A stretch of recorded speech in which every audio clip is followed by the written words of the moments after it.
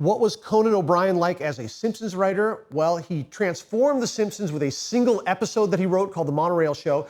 He was the only writer that I ever knew that you would hear stories about him before you met him. And of all the writers I have ever met, he is 100% the one that you predicted would be famous one day.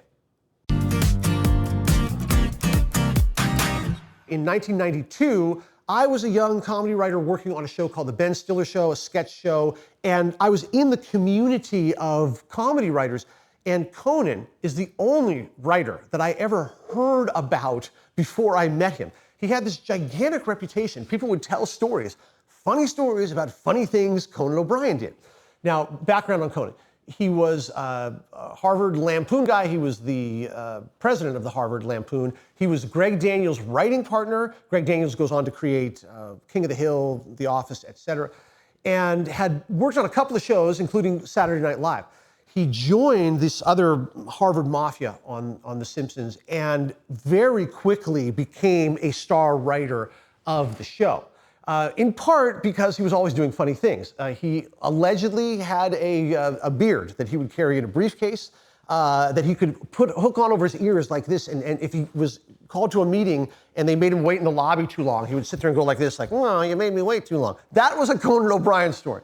Another one was that apparently they were working late one night on The Simpsons. The writing staff is there, and if you were there in the bungalow, the office where they worked, past midnight, a security guard would come by and check on you. And it was 1 a.m, and the security guard came by, and Conan was next to the door. Security guard comes in and goes, "Everything okay in here?" And Conan says, "Oh, yes, everything's just fine." And then he goes, "Chop!" and does the karate chop on the back.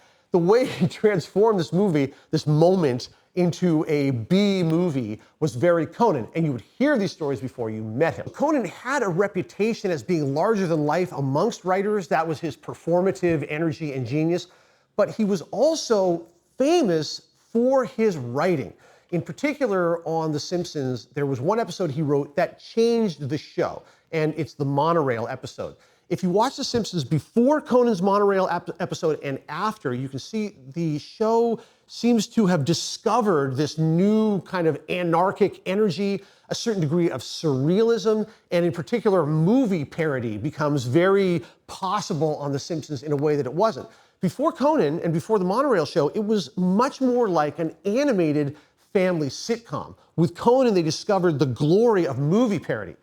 The Monorail is parodying 2 movies in particular. One is called The Music Man, and the other is in Act 3, the Towering Inferno, earthquake, disaster genre. And Conan perfectly hits the beats of both of those genres.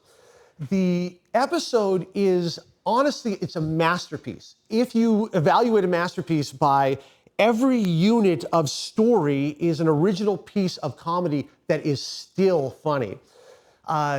The visual comedy is striking. Fantasy sequences, a squirrel with laser eyes. I mean, you don't go 5 seconds without an original visual comedy joke happening. Here's one that still works incredibly. In the disaster part of the Monorail, a hole opens up in the sidewalk and a truck that says popcorn on it falls into the hole. There's an eruption of fire and then boom. Oh. You know, I call the episode a masterpiece. It's a masterpiece of storytelling. It's a masterpiece of parodying these genres. It introduces a character, the Music Man, that I would say is Conan O'Brien. It's a guy who's clever, he's performative, he can sing, he can dance. He's smarter than all the rubes around him. It's the most Conan O'Brien character of all time. The writing in it is impeccable. The jokes are just so good. Just off the top of my head, some of the jokes that really impressed me. A very simple one, when Marge discovers that this monorail may be a disaster, she's racing to get back to Springfield to tell them of the danger. She's got the scientist who designed the monorail with them. They get there and she goes, "We got here too late." And the scientist says, "I shouldn't have stopped for that haircut." We're too late! I shouldn't have stopped for that haircut. Sorry. There's a joke when they first debut the monorail that I think would have been funny in Shakespeare's time and will be funny 1,000 years from now. Here's the joke. The monorail is going to debut. an announcer says, "Nothing brings out the celebrities like the maiden voyage of a monorail." Already kind of funny, right? Now celebrities begin to arrive on a red carpet. Look, here's Krusty the Clown. Now it's season 4. We don't even really know who Krusty the Clown is. He's just some kind of famous clown stepping out of a limousine. He steps out, a woman runs over to him with a baby in her arms and says, "Krusty, you've got to acknowledge our child." Okay, already it's like who is this clown? Now they do a close on the baby, and the baby has that Krusty the Clown hair like Bozo in Three Things, and the baby goes, "Gah, gah," in Krusty's gravelly voice. Ladies and gentlemen, nothing brings out the stars like the maiden voyage of a monorail. Everyone's here, from recently outed leading man Dash Calhoun to Krusty the Clown. Hey! Rusty, why won't you answer my calls? You've never even seen our son. I would also point out the opening of this episode is phenomenal. It's perfect. It starts with Homer ending work, toot, toot, he pulls the horn, and it's a parody of the opening of the Flintstones. And Homer sings a parody of the Flintstones song.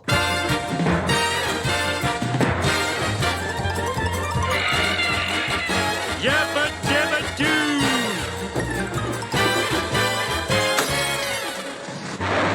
Simpson, Homer Simpson, he's the greatest guy in history. From the town of Springfield, he's about to hit a chestnut tree. Look at the energy shift from pride and carefreeness to total violence.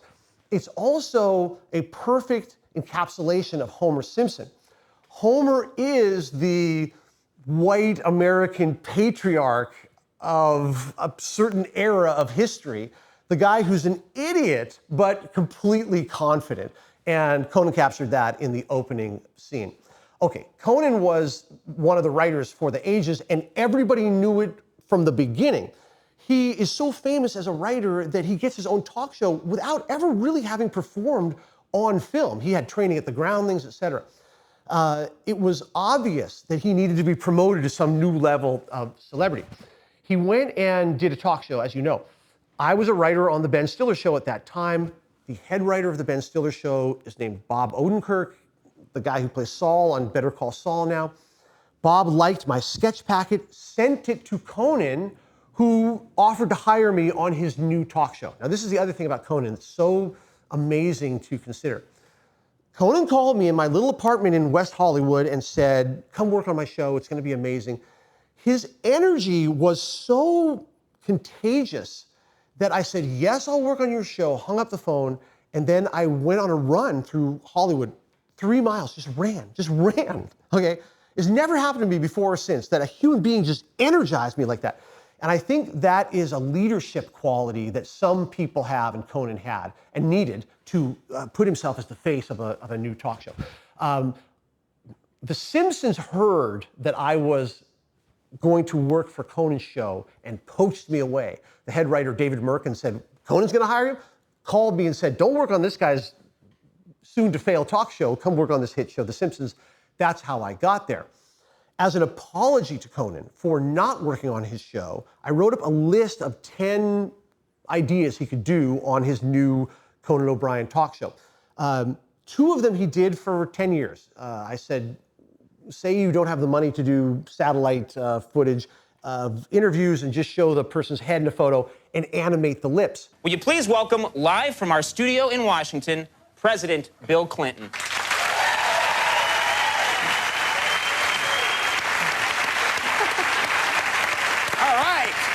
Welcome, Mr. President. Thanks, Conan. Thanks, Conan. Glad to be here. Nee-haw, Andy! Yeehaw, Bill! They did that idea for 10 years.